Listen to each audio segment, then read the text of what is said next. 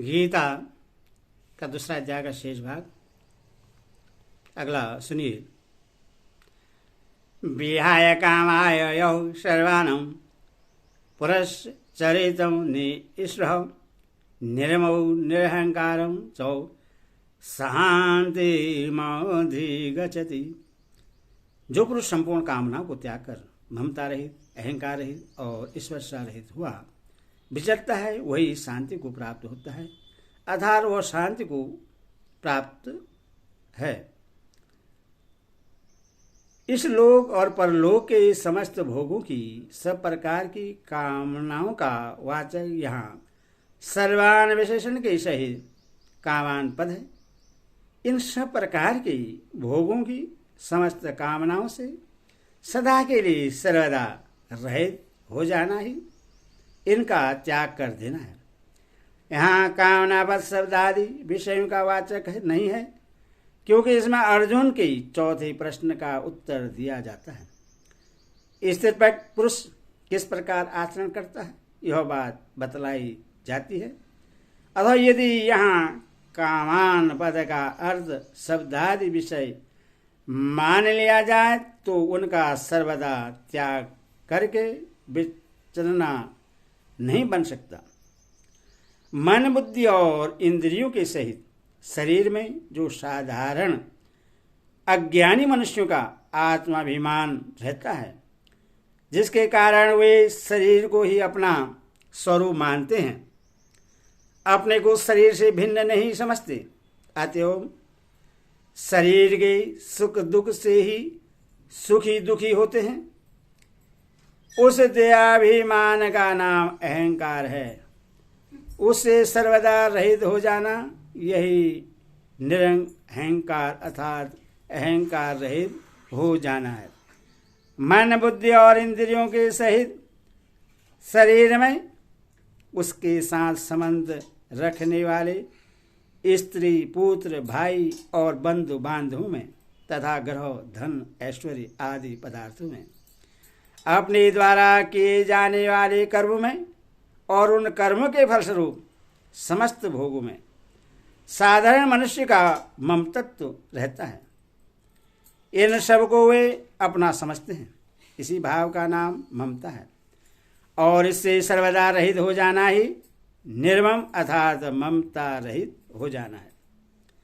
किसी अनुकूल वस्तु का अभाव होने पर मन में जो ऐसा भाव होता है कि अमुक वस्तु की आवश्यकता है, उसके बिना काम न चलेगा, इस अपेक्षा का नाम स्पर्शा है और इस अपेक्षा से सर्वदा रहित हो जाना ही निस्पर्श अर्थात स्पर्श रहित होना है। स्पर्शा कामना का स्वरूप है।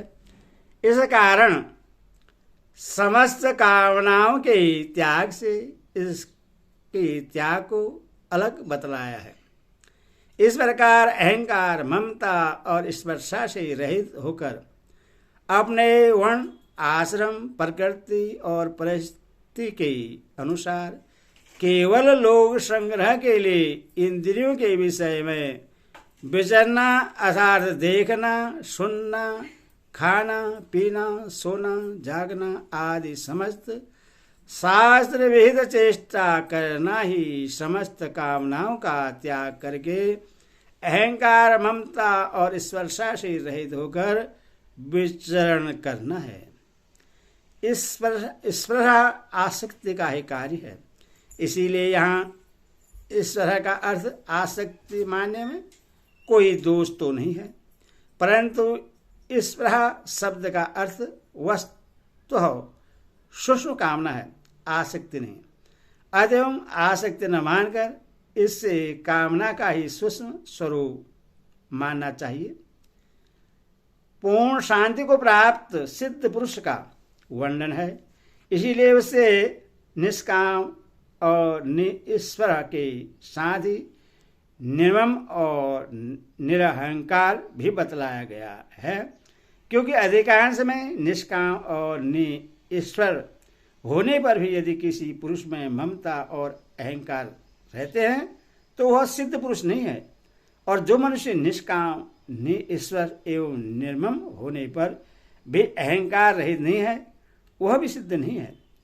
अहंकार के नाश से ही सबका नाश है। जब तक कारण रूप अहंकार बना है, तब तक कामना, स्पर्शा और ममता भी किसी न किसी रूप में रह ही सकती है। और जब तक किंचित मात्र भी कामना, स्पर्शा, ममता और अहंकार है, तब तक पूर्ण शांति को प्राप्ति नहीं होती। यहाँ शांतिम अधिगच्छति, वाक्य से भी पूर्ण शांति की ही बात सिद्ध होती है। इस प्रकार की पूर्ण और नित्य शांति ममता और अहंकार के रहते कभी प्राप्त नहीं होती। इसीलिए निष्काम और निष्वश कहने के बाद भी निर्मम और निराकार कहना उचित है। यह ठीक है कि निरहंकार होने पर कामना, स्पर्शा और ममता भी नहीं रहती, क्योंकि अहंकार ही सबका मूल कारण है। कारण के अभाव में कार्य का अभाव अपने आप ही सिद्ध है। तथापि सर्वस्व रूप से समझाने के लिए इन शब्दों का प्रयोग किया गया है। इस लोक में परमात्मा को प्राप्त हुए पुरुष के विचरने की विधि बतलाकर अर्जुन के स्थिति प्रज्ञ विषयक चौथे प्रश्न का उत्तर दिया गया है। अथवा उपयुक्त कथन से यह भाव दिखलाया गया है कि इस प्रकार के विषयों से विचरने वाला पुरुष ही परम शांति स्वरूप परम ब्रह्मा परमात्मा को प्राप्त स्थित प्रज्ञ है। येषां ब्राह्मणे स्थितः पार्थ नैनं प्राव्यो विभूहति स्थितवायसया मत काले भी ब्रह्मा निर्वाण मिर्जति।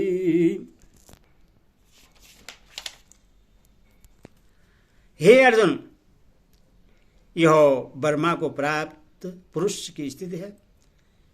इसको प्राप्त होकर योगी कभी मोहित नहीं होता और अंतकाल में भी इस बाह्य स्थिति में स्थित होकर ब्रह्मानंद को प्राप्त हो जाता है।